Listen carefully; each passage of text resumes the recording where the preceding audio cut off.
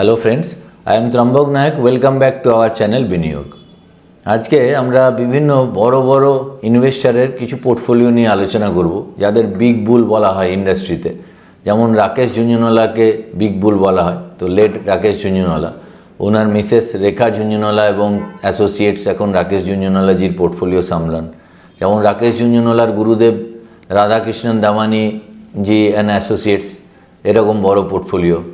যেমন Arjun Sheth and associates, তো এরকম বড় বড় নাম আছে। তো তাদের লাস্ট 3 মান্থ 6 মান্থে কিছু কিছু স্টক, মানে তাদের যে বেস্ট পিক স্টক, সে কত রিটার্ন দিয়েছে সেই নিয়ে একটু ডিসকাশন করব। কিন্তু আমি আগেই বলে রাখি, এই চ্যানেলে আমি কোনো রেকমেন্ডেশন করি না। আর এই ধরনের স্টক নিয়ে যে আলোচনা করছি, এসব দেখে দয়া করে ঝাঁপিয়ে পড়ে ইনভেস্টমেন্ট করবেন না। কেননা এখানে আপনি ইনভেস্টমেন্ট করার আগে কোনো আপনার রিসার্চ অ্যানালিস্ট বা আপনার অ্যাডভাইজার বা আপনি নিজে রিসার্চ করে ইনভেস্টমেন্ট করবেন।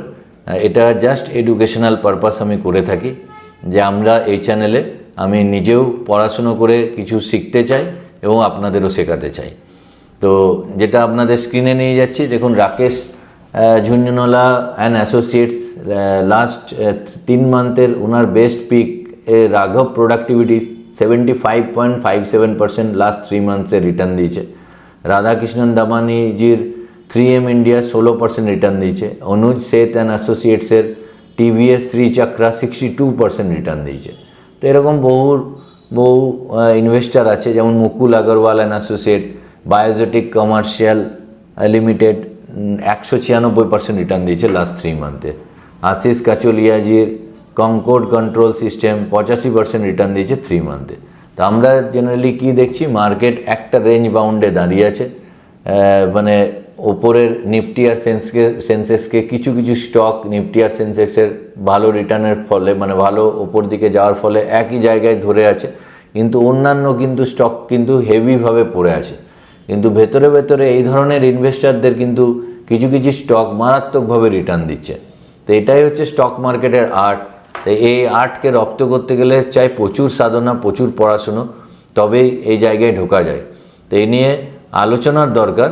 আলোচনা থেকে শিক্ষা লাভ করা উচিত, যে কি কারণে এগুলো হচ্ছে বা কি কারণে, মানে কোন মানে কি ফান্ডামেন্টাল অ্যানালিসিস করা উচিত বা কি টেকনিক্যাল অ্যানালিসিস করা উচিত।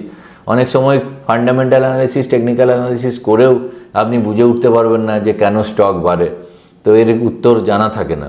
তো এবার যদি ডিসকাশন করি, দেখুন রাঘব প্রোডাক্টিভিটি লাস্ট 3 মান্থসে 75%। তো আমি জাস্ট দেখছিলাম রাঘব প্রোডাক্টিভিটির, যদি আমরা দেখি যে রাঘব প্রোডাক্টিভিটি অ্যাকচুয়ালি কী করে। এটা মেনলি কোয়ার্জ এবং রামিং মাস আর কোয়ার্জ পাউডার আর টান্ডিস বোর্ড এই জাতীয় প্রোডাক্ট করে। মানে এই জাতীয় কোয়ার্জ হলে এমন একটা খনিজ পদার্থ যেটা হাইলি টেম্পারেচার সহ্য করতে পারে এবং স্টিল ম্যানুফ্যাকচারিং ক্ষেত্রে, মানে ইউনিটে এটা কাজে লাগে। আর এগুলো সেম, এই রামিং মাস বা টান্ডিস বোর্ড এগুলো সেম। টান্ডিস বোর্ড মানে হচ্ছে ধাতু যখন গলানো হয়, ধাতুর টেম্পারেচারকে যেন না বাড়তে পারে এবং ধাতুর যেন কোয়ালিটি না খারাপ হয়, সে কারণে ইউজ করা যেতে পারে, মানে ইউজ করা হয়। এটা কেমিক্যাল ইন্ডাস্ট্রিতে ব্যবহৃত হয়। এবং এর জেনারেলি যেটা যারা মার্কেট আরপিইএল মানে রাঘব প্রোডাক্টিভিটি এনহ্যান্সারের যারা, মানে মহালক্ষ্মী টিএমটি, বার্সেনা এসপিএ, আরএল স্টিল, এরা হচ্ছে মেন কাস্টমার।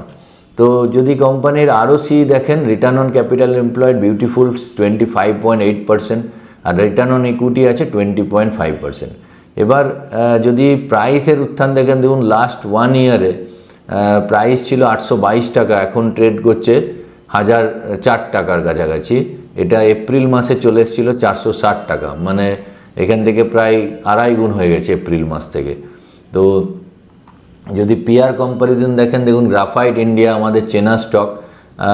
তো গ্রাফাইট ইন্ডিয়া, আইএফজিএল, এগুলো রাঘব প্রোডাক্টের কম্পিটিটার।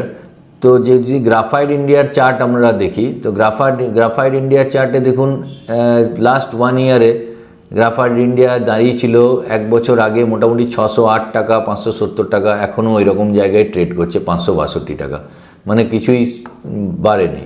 কিন্তু এখানেই আনকমন স্টকের খেলা, যে আমরা ফার্স্ট টাইম হয়তো নাম শুনছি রাঘব প্রোডাক্টের, তো এখানে কিন্তু লাস্ট 3 মান্থে 70% রিটার্ন দিয়েছে।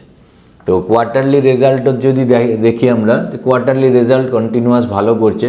যেটা 2022 সেপ্টেম্বরে 36 কোটি টাকার সেলস আসতো, তো এখন 64 কোটি টাকার সেলস আসছে। নেট প্রফিট দেখুন, আগে যখন 676 crore নেট সেল মানে নেট প্রফিট থাকতো পার কোয়ার্টারে, এখন সেটা 14 কোটি টাকার নেট প্রফিট আসছে।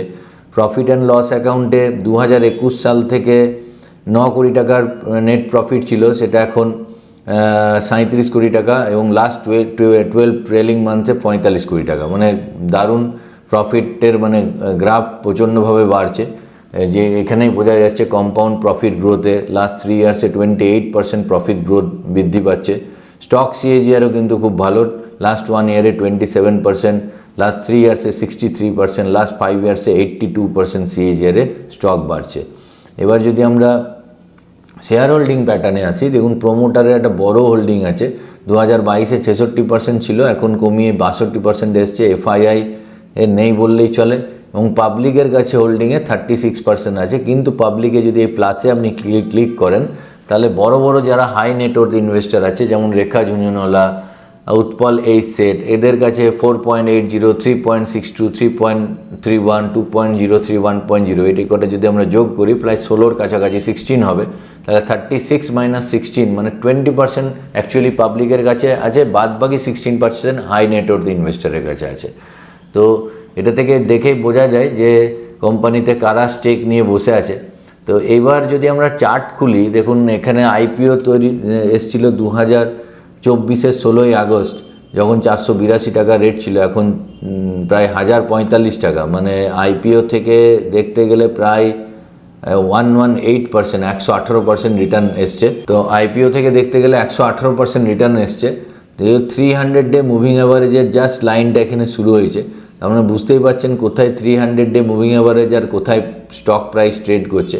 তো এইসব জায়গায় সাবধানী অবলম্বন করতে হবে। স্টকের ফান্ডামেন্টাল ভালো, কিন্তু স্টক এমন মানে জায়গায় চলে গেছে, তো এখান থেকে আরও বাড়তেই পারে, কিন্তু এখান থেকে মানে এখানে বুঝতেই পারছেন এইসব স্টকে এখন জাম্প করে ইনভেস্টমেন্ট করলে কী ধরনের ফল আপনি এক্সপেক্ট করতে পারেন। যে উপর থেকে যদি মাত্র 30%ও যদি পড়ে, ওপর থেকে এখানে 30% যদি পড়ে, তো প্রাইস আপনার 1000 টাকা স্টক চলে আসবে 709 টাকা, 700 টাকায়। তো একটু সাবধানী অবলম্বন করবেন।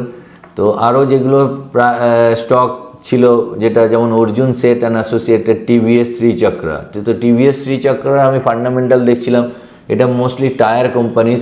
এর মেনলি যদি আপনি কম্পিটিটার দেখেন, তাহলে এমআরএফ, বালকৃষ্ণ ইন্ডাস্ট্রি, এদের সাথে কম্পিটিশন। তো স্টক মানে অভাবনীয়ভাবে বেড়েছে। মানে লাস্ট 1 ইয়ারে যেখানে প্রাইস ছিল 3582, এখন প্রাইস আছে 4700। এপ্রিল মাসে প্রাইস ছিল 2453, এখন প্রায় মানে আর ডবল হয়ে গেছে 4700।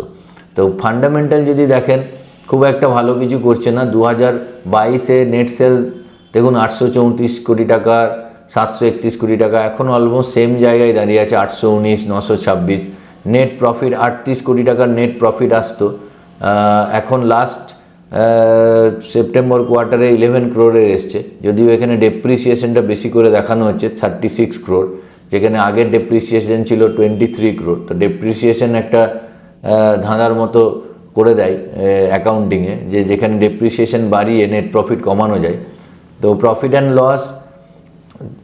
লসেও দেখুন, নেট প্রফিট অ্যান্ড লসে যেখানে 2014-তে 65 crore নেট প্রফিট হতো, এখন 2025-এর মার্চে 21 crore নেট প্রফিট। 2024-এ অবশ্য 108 কোটি টাকার নেট প্রফিট ছিল। তো এগুলো ডিটেল অ্যানালিসিস করা দরকার, প্রত্যেকটা ধরে ধরে অ্যানালিসিস করা দরকার। এর মধ্যেই মার প্যাচ থাকে যে কোনখানে প্রফিট বাড়ানো যায়, কমানো যায়। তো কম্পাউন্ড যদি প্রফিট গ্রোথ দেখেন, দেখুন প্রত্যেকটা মাইনাস, কিন্তু স্টক প্রাইস যদি দেখেন 31% সিএজিআর 1 বছরে, 14% সিএজিআর 3 বছরে, 5 বছরে 25% সিএজিআরে গ্রো করছে। সেই জন্যই বিচিত্র এই স্টক মার্কেট। স্টকের এখানে ফান্ডামেন্টালি চেক করলাম, এমন কিছুই আহামরি নয়, সাধারণ জেনারেল স্টক, কিন্তু মারাত্মক রিটার্ন লাস্ট 5 বছরে 25% সিএজিআর। আবার খুব ভালো কোম্পানির স্টক, যেখানে ফান্ডামেন্টাল প্রচণ্ড ভালো, প্রচণ্ড আর্নিং বেশি, সেখানেও সেই স্টক 70%, 40%, 50% পড়ে আছে। তো এই জন্যেই স্টক মার্কেটে ইনভেস্টমেন্ট করতে গেলে প্রচণ্ডভাবে রিসার্চ করতে হবে। এবং আমি সবসময় যেটা মেনটেন করি, আপনাদেরও আমি বলবো, কোনো স্টকে আপনার যত ভালোই লাগুক এবং যতই অ্যানালিসিস করুন আর যেই এসে বলে দিক, আপনি পার্টিকুলার একটা স্টকে কখনোই 5%-এর ওপরে ইনভেস্টমেন্ট নিয়ে যাবেন না। মানে আপনার যদি 100 টাকা পোর্টফোলিও হয়, তো আপনার পার স্টকে 5 টাকার বেশি যেন পোর্টফোলিও না হয়। তো আজকের আলোচনাটা এই ধরনেরই ছিল যে বিভিন্ন বড় বড় ইনভেস্টারদের কীরকম ধরনের রিটার্ন আসছে। যদি মার্কেটে দেখা যায়, মার্কেটে সেইভাবে কোনো রিটার্নে নেই, যেটা আমি আগেই বলছিলাম, নিফটি সেন্সেক্স একই জায়গায় দাঁড়িয়ে আছে।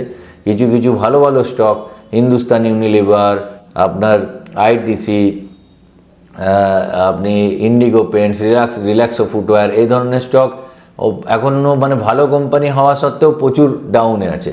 কিন্তু এই ধরনের কিছু কিছু কোম্পানি এমনভাবে রিটার্ন দিচ্ছে, তো সেই নিয়েই আমি আজকে ডিসকাশন করলাম। স্টক মার্কেট বড়ই বিচিত্র জায়গা, এখানে মানে অ্যাসেস করা খুব মুশকিল। তো যদি আপনার ক্ষেত্রে সেইভাবে নলেজ আমরা করে উঠতে না পারি, কোনো জায়গায় ডাউট থাকে, সে জায়গায় অবশ্যই মানে দ্বিতীয়বার চেক করা উচিত এবং কখনোই ট্রেড করা উচিত নয়। কখনো প্রাইস দেখে ট্রেড করতে নেই, স্টকের ভেতরে কি আছে এবং আপনি নিজে কনফিডেন্স পাচ্ছেন কিনা সেই দেখে ইনভেস্টমেন্ট করা উচিত।